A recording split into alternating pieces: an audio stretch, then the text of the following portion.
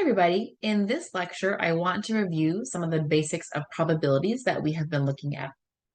So the first thing I have here is just a review of the definitions, or some of the definitions. So there are three main types of probabilities: classical, empirical, and subjective. The probability that an event E will occur is written as P of E. So that P notation is used for probability there, and it's read as the probability of an event. So this notation is a little bit different than what you're maybe used to in an algebra class, right? Parentheses typically mean to multiply or to plug in or something like that, and we're not doing that here. It's just notation that means probability. Now, in classical probability or theoretical probability, the outcomes of a sample space are equally likely to occur. The main examples for this style are things like cards, coins, or dice. They tend to be very game related or gambling related. For instance, because when you roll a die, for instance, you have an equal chance of getting any of the numbers on that die. Or when you take a card from a deck, you have an equal chance of getting each of those cards from the deck. So those would be considered our classical probabilities.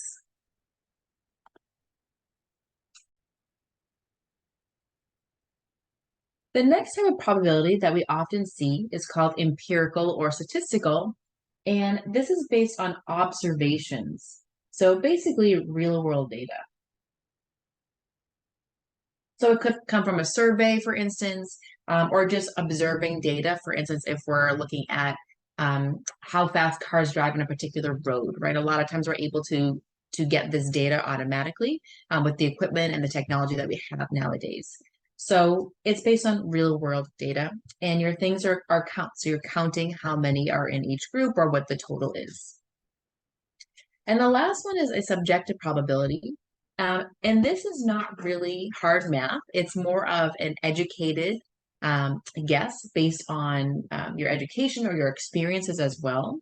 And it's done from intuition. So for instance, given a patient's health and extent of injuries, a doctor may feel the patient has a 90% chance of full recovery. Or a business analyst may predict that the chance of employees of a certain company are going to go on strike is 0.25, right? So based on their experience in the field, in life, in education, etc., this is what they estimate that probability to be. Now, in all three cases, we use the idea of part to total.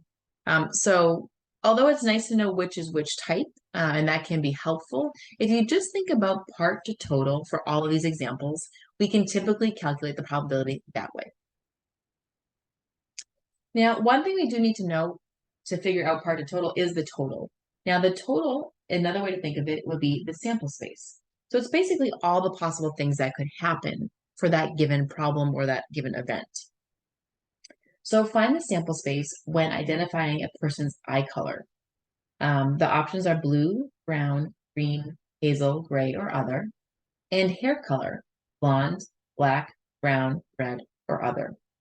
And then determine what is the probability of randomly selecting the combination of brown eyes and black hair, or brown eyes and brown hair, assuming all combinations are equally likely.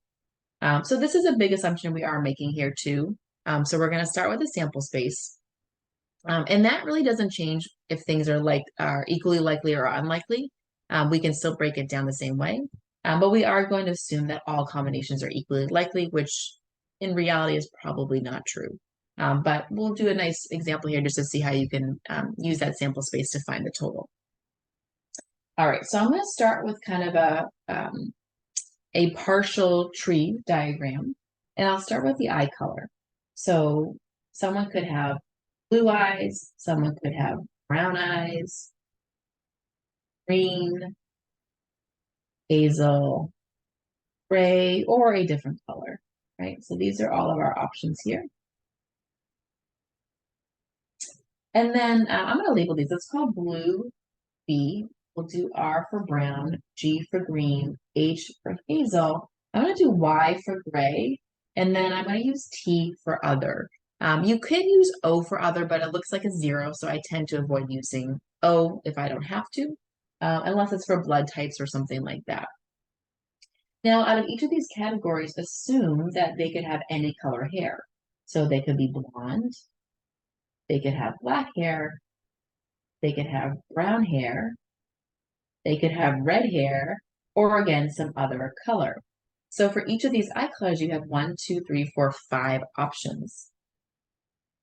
So thinking about the sample space here, let's see, let's call blonde D, let's call black L, we'll call brown B, red, and then we'll use T for other again.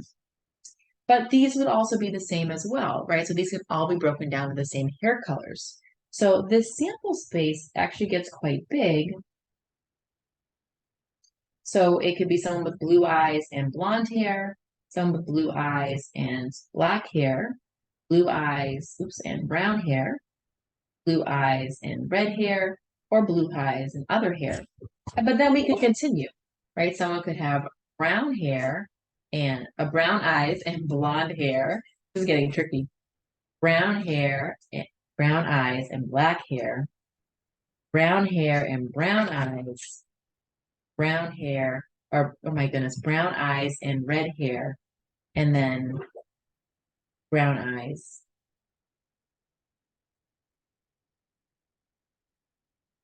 And other hair, etc. All right, so you can see I'm confusing myself here with all the B's and the R's and the L's and the T's. Maybe I should have just written out the entire words. That would have been easier. But hopefully you get the idea. So someone could have blue eyes, and then they could have blonde, black, brown, red, or other hair. Someone could have brown eyes, and then they could have blonde, black, brown, red, or other hair, and so on. So we could write these all out. But as you can see, I'm getting myself pretty confused just trying to write out all the options here with the labels that I have. So let's do it an easier way. And another way that you can figure out the sample space in this case is to use the fundamental counting principle. So notice that you have 1, 2, 3, 4, 5, 6 options for eye color. And then you have 1, 2, 3, 4, 5 options for hair color.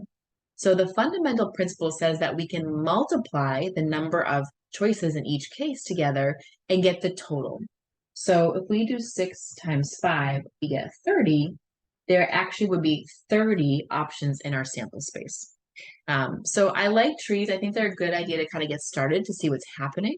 But again, they can get pretty complicated. You saw myself getting a little tongue-tied there. So that fundamental counting principle is really nice. If I have 6 options here and 5 here, well, 6 times 5 is 30. That means I would have 30 options for my sample space in the end. All right, so I know my total is going to be 30 for my sample space. And I want to know the probability of randomly selecting the combination of brown eyes and black hair or brown eyes and brown hair. And again, we're going to assume that these are all equally likely. So the probability of someone with, let's see, brown eyes and black hair or brown eyes and brown hair. Now, each of these options can only occur one time, right? So if you look at the eye color, brown only appears there once, and there's only one option under that to have black hair. So there's one option for brown eyes and black hair out of 30. For brown eyes and brown hair, it's the same idea, right? Brown eyes, brown hair, only one single option there. So another 1 out of 30. And we've seen that or problems, we add things up, right? Because one or the other would be fine. So 1 plus 1 is 2. So basically there are 2 options that we're looking for here. I can simplify this fraction. If I divide these both by 2, I do get 1 over 15. And then using your calculator, you get about 0.067 there for the probability. And again, this one is a little bit different because we are making a big assumption that everything is equally likely. My guess is that this is probably not true in the real world. And it actually probably vary as well by region, right? Or location, etc. So this is a more basic example here, but these can get really tricky when we actually bring in real world data. All right, a couple other like definitions and things before we go on. So one is the idea of a complement. You want to remember that complements of an event, we use the symbol E prime there with that little dash are basically outcomes that are not included in the event. So they're basically the opposite of the original event.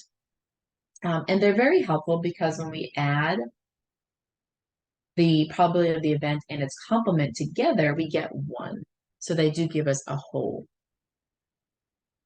For conditional probabilities, that is when we have the fact that one event occurs first, and how would this affect the probability of the second event? So it's the probability of the second event, but given that something has already happened. And in some cases, it's going to make a difference, and in other cases, it's not. So for instance, if I know that it's raining outside, then that would change the probability of me bringing an umbrella or a raincoat to work.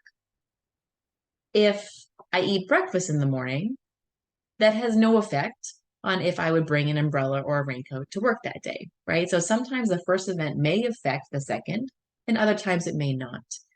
But these are conditional probabilities when we're considering one event happening first and how it affects the other. Another type of example, which we already saw a little bit of, is an OR problem. So basically event A or event B occurs.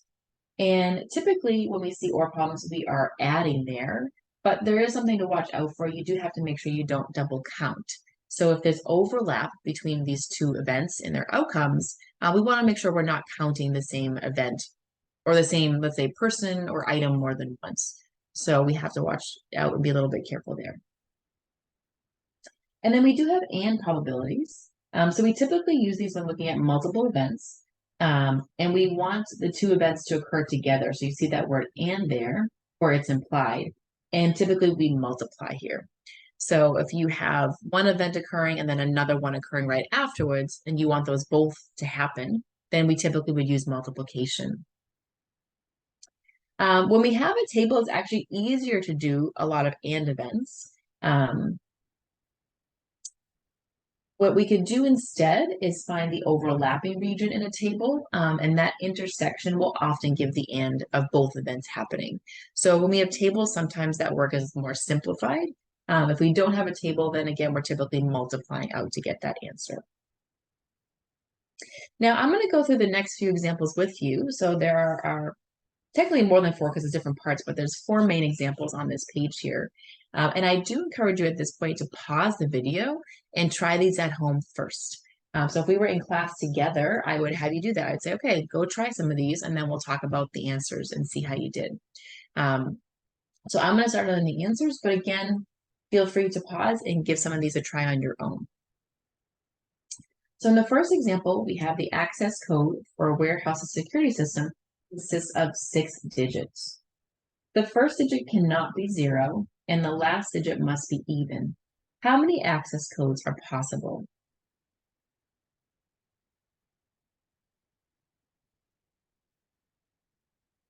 All right, well, I have 6 options here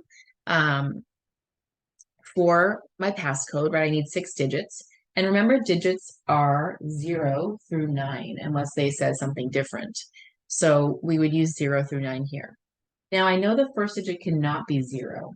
So for the first case, I'm only allowing the values 1 through 9. So there are 9 options there. I also know the last digit must be even. So it could be 0, 2, 4, 6, or 8. Now don't forget 0 is an even number. So there are 5 options here. Otherwise, I don't have any restrictions. And it doesn't mention that I cannot repeat. So I'm going to assume that there are no restrictions here.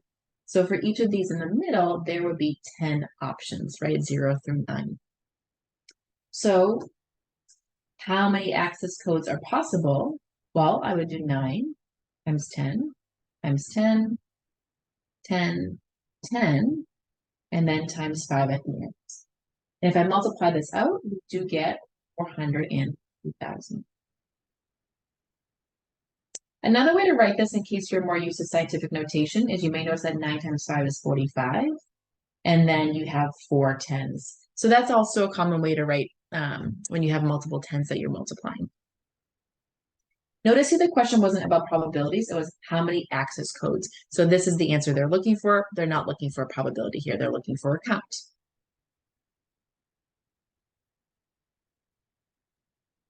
Now, in the second example, we'll go through all the parts together. The table shows the number in thousands of earned degrees by level in two different fields conferred in the United States in a recent year. Conferred basically means that these were awarded. So these students graduated and earned the degree.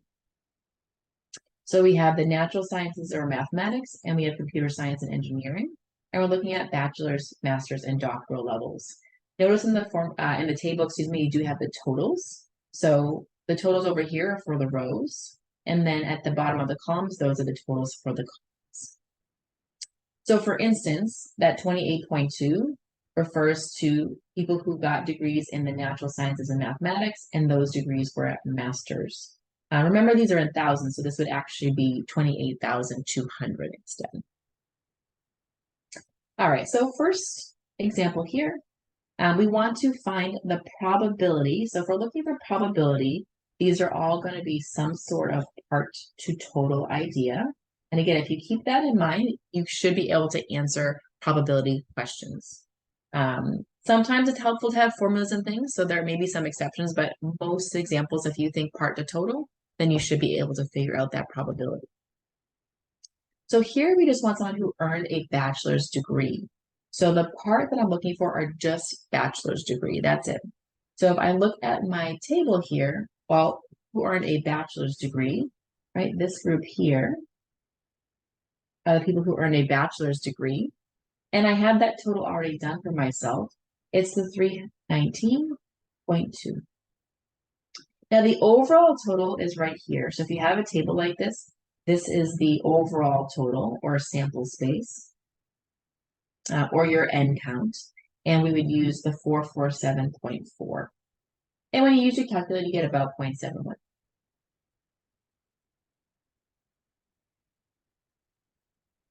Now, the next example is someone who earned a bachelor's degree, given that the degree is in computer science or engineering.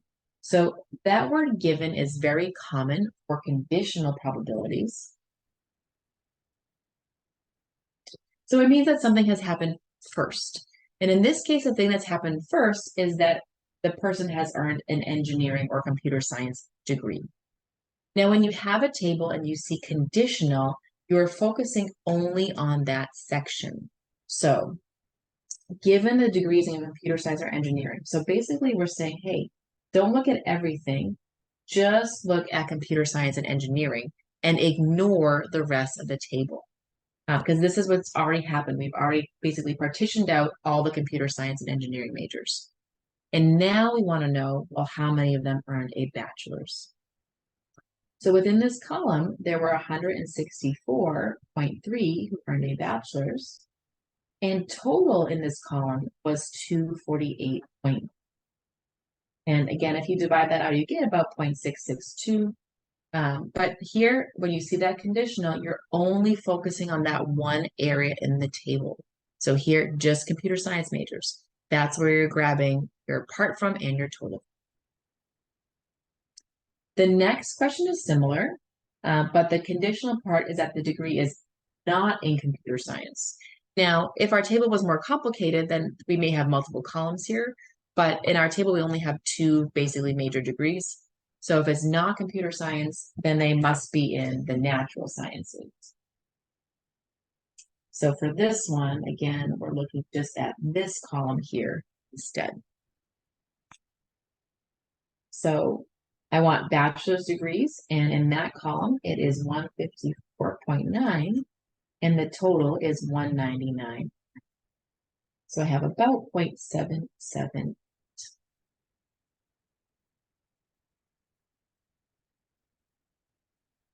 Now for part D, we have an or problem. So people who earned a bachelor's or a master's degree. Now, we are assuming here, but it is unlikely that someone earned both. Well, I shouldn't say this. You can't earn both degrees at the same time, right? Even if someone earned 2 degrees, they should be counted in both the bachelor's and master's categories because the degrees are separate, right? So 1 degree is not a bachelor's and a master's at the same time. So there should not be any overlap here or chance of double counting. So we're going to add when we see or problems. And again, because these are not overlapping, a bachelor's degree and master's are different things. They would not be the same. we don't have to worry about double counting. All right, so how many bachelor's degrees were earned? Well, we saw that already. It was the 319.2. And how many master's degrees were earned? Well, 100.1. So we can add those two together, and then we can divide either together or separately by the total, that 447. So you get 419.3 over 447.4, which is about 0.937. So about almost 94% of the degrees were in bachelor's or master's, which makes sense. Doctoral degrees are advanced. They take a long time to earn and a lot of study and research. So it does make sense that most degrees were not doctoral, that they were bachelor's or master's in this table.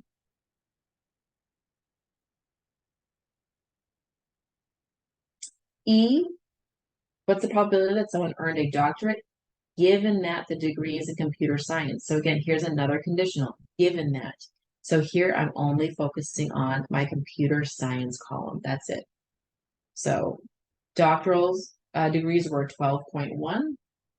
The total there was 248.3, which is about 0.04.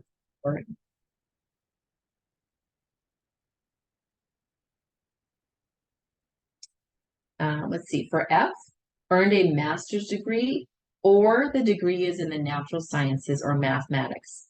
Now, here we have to be careful. This is an or problem, so we're going to add. But there's overlap here. If you think about your master's degree, right, which is right here, and you think about the natural sciences, which we said is right here, you can actually see that there is overlap here, right? Those two, the row and the column cross at 28.2. So basically that 28.2 is being double counted because it occurs in both places. So there's different ways that you can do this. One way is to take the two totals. So we can take the total for the column that I'm looking at, 199.1, and we could take the total for the masters, 100.1. And then what we do is we subtract out the double count. Because that 28.2 occurs in more than one column, it's basically being counted twice there. So we have to subtract it out one time so that we're not double counting it. And when you do that, you get 271 for the numerator, which is about 0.606 for the probability. Now, there is a different way that you can do it as well, and that's to count more manually. So for instance, if you are looking at, what are we looking at? Natural sciences, you have the number 154, 28.2, and 16.0. And then when you also add in master's degrees, well, I know 28.2 is there, but we already have it, so you only need to add in the 71.9. So that's another way you could do it, is to add them up more manually. So in this case, I would add up, all my natural sciences, and then I would only add in the 71.9 so that I'm not double counting the 28.2. And that's another way that you get that 271.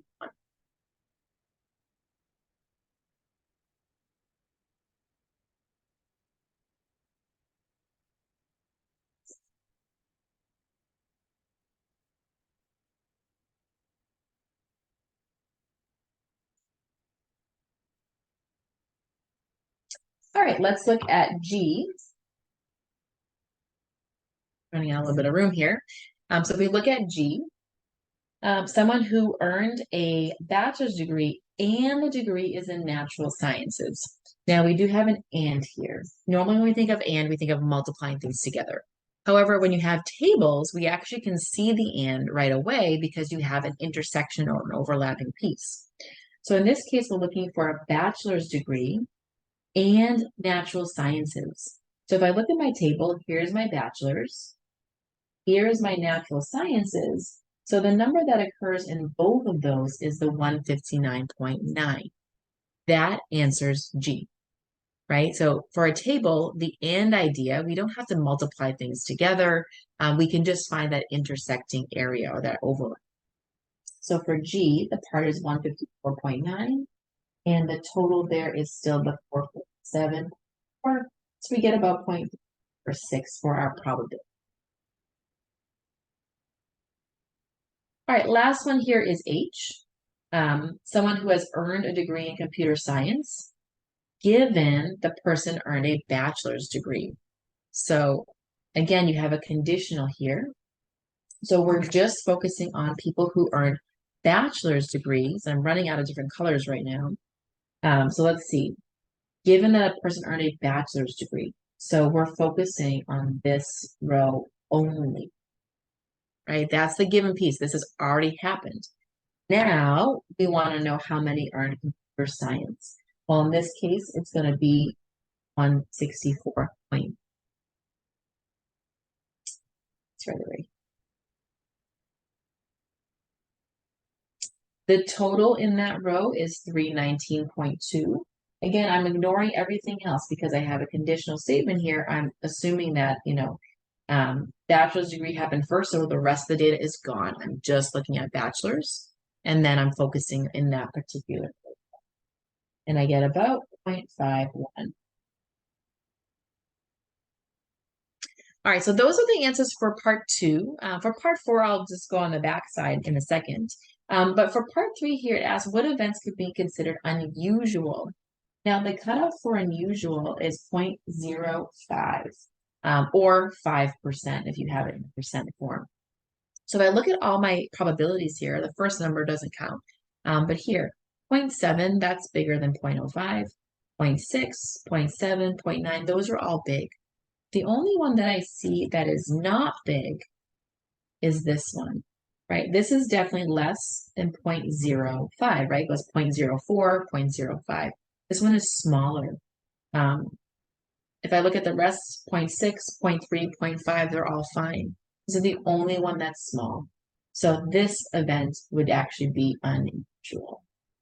So given the degrees in computer science, someone earned a doctorate, which makes sense. Again, it's very difficult to earn a doctorate. It takes a lot of study and research. So it does make sense that this probably would be pretty low here. You're going to have fewer people who are earning that degree.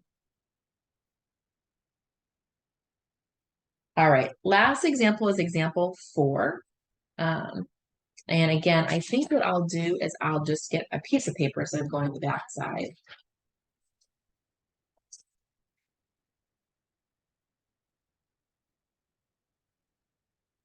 All right, and I'm gonna just move this up a little bit and we can work on it together here. All right, so in a sample of 1,000 US adults, 200 think that most Hollywood celebrities are good models. All right, so just to kind of keep in mind here, our total of people in the survey is 1,000. So that will likely be our denominator in most cases. Now, 2 US adults are selected at random without replacement.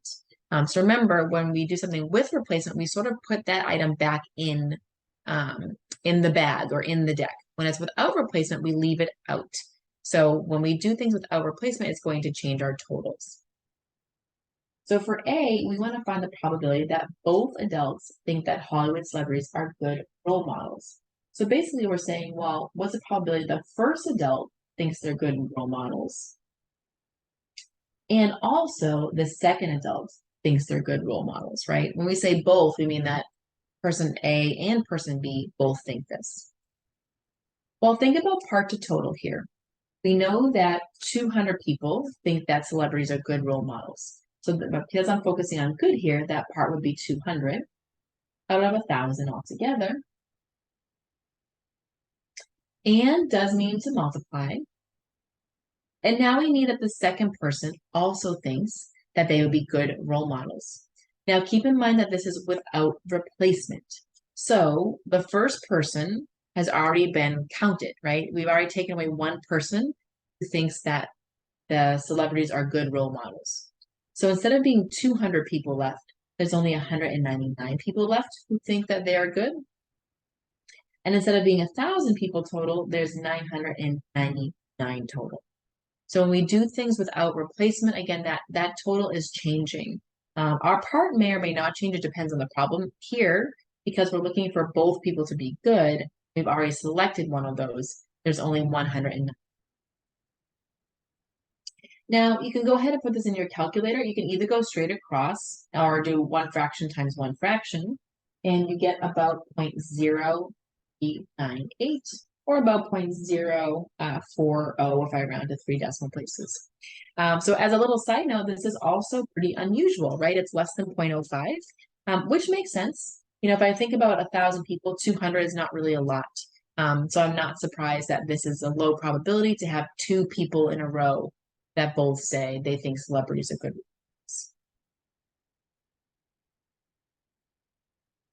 For B, we're asking to find the probability that neither adult thinks that most celebrities are good role models. So again, think about what they're asking here.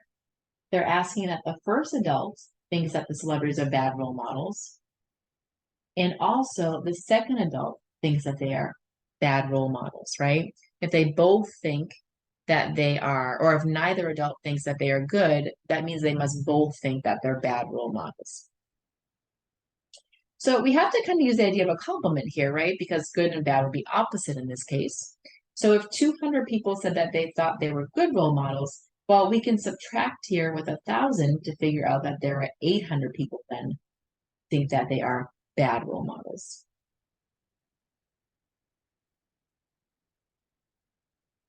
Now, as well, keep in mind we're doing this without replacement, and because I want two people who think that they're bad, well, if I take one of them out of the group, I only have 799 left now. And instead of 1,000, I have 900. So I would multiply these together, and I do get about 0.6398, or about 0.640. Okay. Now, just to take this a little bit further, what if I asked that the first person was good and the second person said that the role models were bad? How does this affect things? Well, the probability that somebody thinks that they're good role models is 200 or 1,000 for the starting one, and needs to multiply. And now again, we're doing this without replacement. So for bad, well, I haven't selected anyone who thinks that they're bad yet, right? I only selected a person who thinks that they're good. So in this case, I actually would have 800 people who still think that they're bad, but my total is 999. So here's an example where the denominator changes, but the numerator does not, because again, we haven't selected anybody who thinks that they're bad role models yet. So you want to be really careful here when working with events to see, really what's happening in that case, and just really pay close attention. So let's see. I would have 200 divided by 1,000 times 800 divided by 999. So about 0.1601 or about 0.160 for my probability there. Let's do one last example here. What's the probability that at least one of the two people think celebrities are good role models? Now I'm throwing in again a couple extras here just to make sure we're all on the same page. But this idea of at least one is pretty common, and it's a great chance to use your complement. The opposite of at least one would be none. So to get this answer, we could actually do 1 minus the probability that of basically none, whatever none is.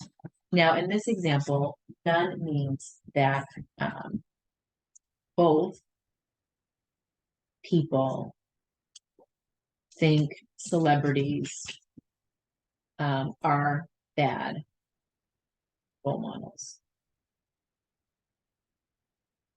Right, so here we're looking at what's the chance that at least one of the two people think the celebrities are good role models. So again, I want the opposite. So the probability that none of them think that they're good. So none think that they are good. So that means that both people think they're bad, right? So we have to kind of work through the reasoning a little bit here. Now, I actually already have the probability that both people think that celebrities are bad role models, and it was up here, that 0.64.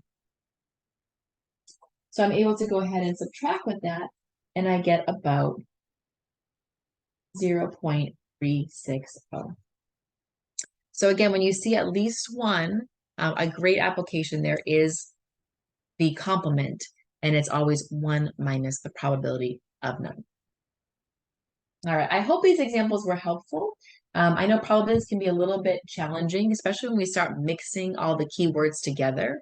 So I really like this handout, particularly that question 2, so that you can see and get used to kind of mixing problems back and forth, right? What's a regular probability look like? What's a conditional or and see how they work within the within a table.